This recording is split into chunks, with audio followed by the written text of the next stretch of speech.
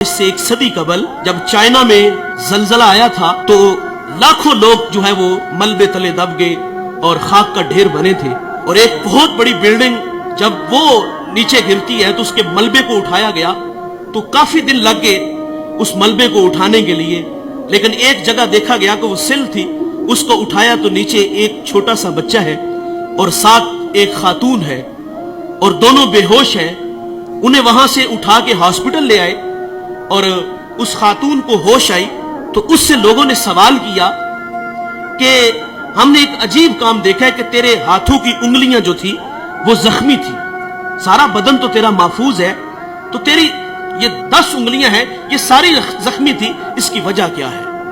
تو وہ خاتون کہتی ہے کہ یہ میرا بیٹا 2 دن تو میں اس کو اپنے چھاتی کا دودھ پلاتی رہی، اور جب دودھ خشک ہوا تو میں اپنی انگلی اس کے منہ میں ڈالتی، کبھی اپنی زبان اس کے منہ میں ڈالتی، کیونکہ زبان بھی کانٹا بن چکی تھی، لیکن یہ بیٹا خاموش نہیں ہوتا تھا، روتا تھا، اور مجھ سے اس کا رونا دیکھا نہیں گیا۔ اور وہ خاتون کہتی میں اپنی انگلیوں کو کاٹتی، اس کو چباتی، اور جب خون نکلتا تو میں اپنے بیٹے کے منہ میں انگلی رکھ دیتی، اور میں نے اتنے دن اس بیٹے کو اپنا خون دے کے اس کی جان بچائی ہے۔ اور یار ماں اپنا خون دینے کے لیے بھی تیار ہے، ماں کتنی اولاد کے لیے محنت کرتی ہے، سلائی مشین چلا رہی ہے، گھر میں فٹ بال سی رہی ہے، اور بوڑھا باپ فیکٹریوں میں دھکے کھا رہا ہے۔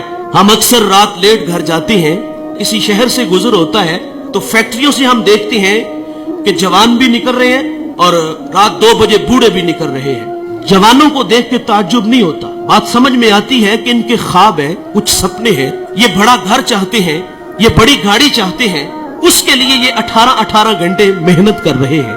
تعجب ان بوڑھوں کو دیکھ کے ہوتا ہے کہ جن کے قدموں میں اب چلنے کی سکت بھی نہیں۔ یہ وقت تو خدمت کروانے کا تھا، لیکن یہ فیکٹریوں میں دھکے کھا رہے۔ والدین کی عظمت کو سلام کرتا ہوں، یہ 18 گھنٹے کام اس لیے کرتے ہیں کہ پہلے ہمارے بچے اسکول میں پڑھتے تھے، اب کالج میں ہیں، یونیورسٹیوں میں پڑھتے ہیں، اب خرچے بڑھ گئے ہیں، ان کی تعلیم کو مکمل کرنے کے لیے وہ 18 گھنٹے کام کرتے ہیں۔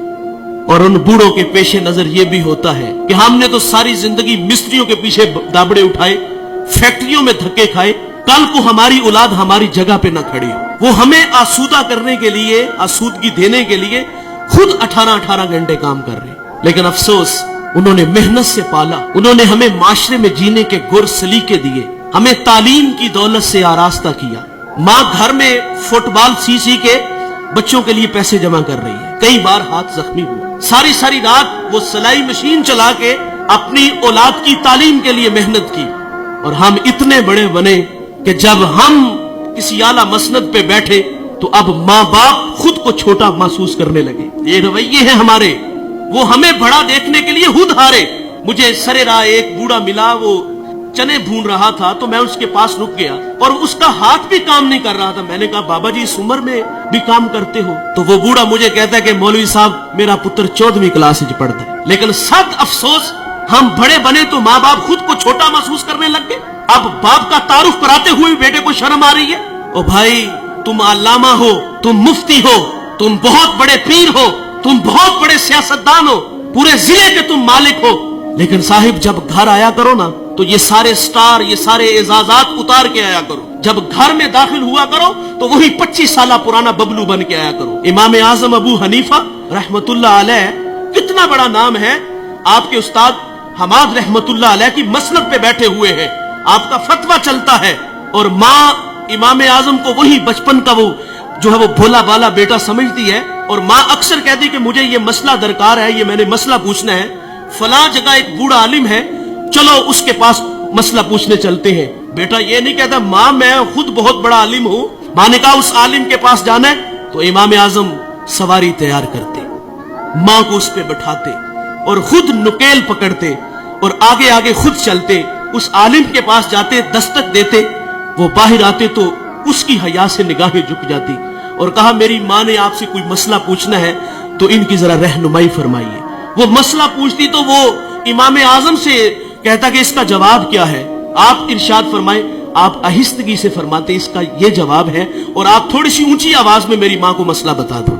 ساری زندگی ایسے ہی ہوا، اور ماں باپ کے لیے تو اولاد وہی 25 سالہ پرانی ہونی چاہیے نا. لیکن افسوس کہ ہم گھر میں بھی آتے ہیں تو پیر بن کے آتے ہیں. افسوس کہ ہم گھر میں بھی آتے ہیں تو بہت بڑے علامہ بن کے آتے ہیں. ان کی قدر کرو صاحبو. قدر نعمت زوال نعمت کے بعد ہے. اگر یہ روٹ کر کے چلے گے تو ہم سے عرش کا رحمان ناراض ہو جائے گا. اس ویڈیو کو شیئر ضرور کریں. ہو سکتا ہے آپ کے ایک شیئر سے یہ بات کسی کے دل میں اتر جائے.